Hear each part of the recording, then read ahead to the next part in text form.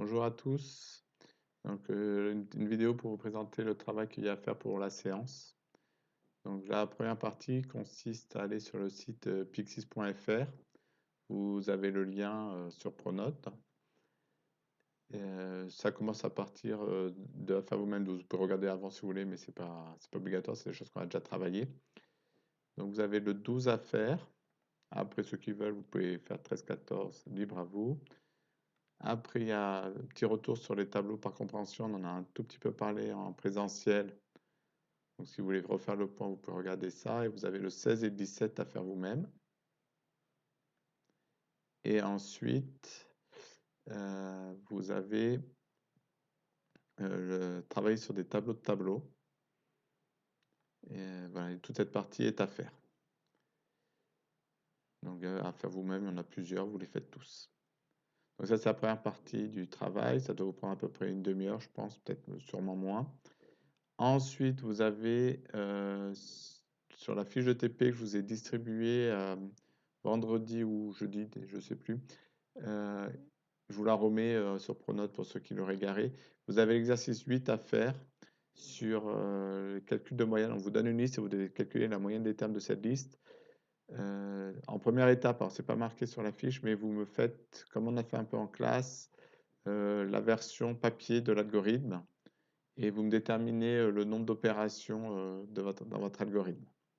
Normalement, on doit tomber sur un problème linéaire. Et après, vous l'implémentez, donc vous écrivez une fonction qui vous fait ça en Python. Sur Pronote, vous me déposerez juste la version papier de votre algorithme à la main. Donc ça, pareil, ça doit vous prendre à peu près une demi-heure. Et après, il y a un travail sur la nouvelle fiche. Pardon. Celle-là, donc, et celle-là. Ça serait bien que vous fassiez le 1 et le 2 et que vous avanciez le 3. Si vous pouvez finir le 3, ça serait parfait. Sachant qu'il ne faut pas que sur la séance au total, vous y passiez plus de 2 heures. Ou même 1h55, je crois que c'est la durée du cours. Et je vais vous montrer ce que j'attends de vous. Ici. Alors, donc table de multiplication. Hop, si vous faites voilà, table de multiplication, ça doit vous donner la table de multiplication. Alors là, c'est pas très bien présenté. Donc c'est la table du 0, du 1, du 2, du 3 et ainsi de suite. Donc ça, c'est l'exercice 2, mais je m'en sers pour vous illustrer l'exercice 1. Vous devez avoir une fonction aussi qui vous affiche un tableau. Ce sera un peu mieux pour la présentation. Voilà, donc la fonction de l'exercice 1, c'est l'affiche matrice qui doit vous afficher un tableau sous cette forme quand vous avez un tableau de taille n par m, donc n qui correspondrait à n lignes, m colonnes. Donc ici, il se trouve que c'est carré, il y a autant de lignes que de colonnes, mais ça doit vous afficher bonne matrice. Ensuite, donc ça, c'est l'exercice 1 qui doit faire ça, qui correspond chez moi à la fonction affiche matrice. Tableau de multiplication, c'est l'exercice 2. Table de multiplication, pardon. Ah, j'aurais pu mettre un S, ça aurait été mieux. Ensuite, je vous montre, donc je crois que je l'ai appelé tableau 2.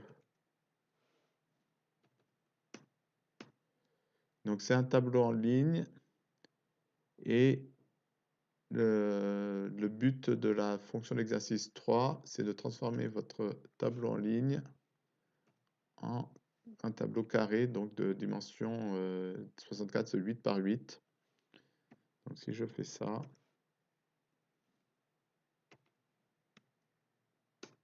ça doit m'afficher, ça doit me faire ça.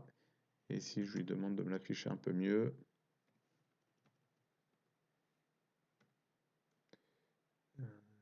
j'ai pas mis de parenthèse, hop, ça doit faire ça. Donc vous avez votre tableau en ligne, ça prend les 8 premiers, une première ligne, les 8 suivants, une deuxième ligne, et ainsi de suite. Donc ça, c'est ce que j'attends dans l'exercice 3. Et je vous montre, alors on le fera plus tard. L'exercice 4, c'est le contraire. Donc j'ai un tableau, j'ai appelé tableau 3.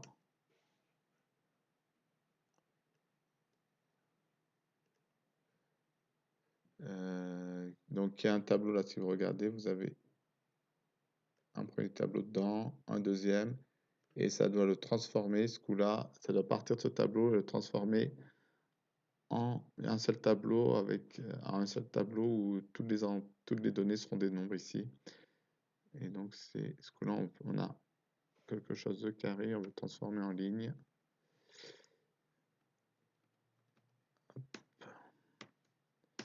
Et ça ressemble à ça, il n'y a plus qu'un seul tableau ici.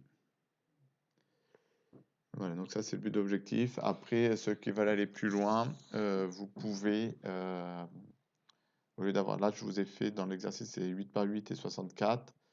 Vous pouvez faire une fonction, on rajouterait, non même pas besoin, on prendrait des tableaux. Alors pour que ça marche bien, il faut que quand ils sont en ligne, c'est un tableau, la dimension doit être un carré, donc 1, 4, 9, 16, 25, 36, ainsi de suite. Et, et sinon, vous arrangez pour avoir autant de lignes que de colonnes. Et la taille du tableau final, ça sera le produit des deux. Donc c'est ça le travail attendu pour la séance. Bon courage.